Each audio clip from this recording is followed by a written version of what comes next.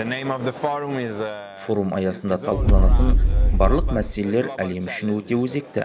Осындай жаһандық мәселелер туындаған тұста Астана экономикалық форумысында алқалы жиынның алар орны да ерекше.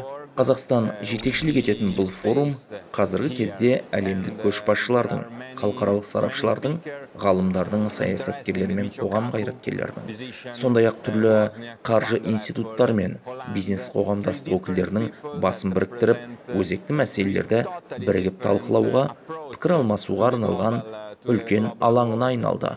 Бастысы, осы форумда көтерілген мәселелер мемлекеттер мен компаниялар арасында байланыс орнатуға, түйткілді мәселелердің түйінін тарқатуға көмектесіп келеді.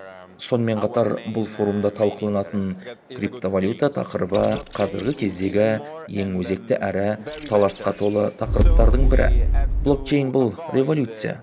Жаңа технологиялар адамдарға көптеген мүмкіндіктер жасайды. Бүгінгі форумда осы тақырып кеңінен талқыланды.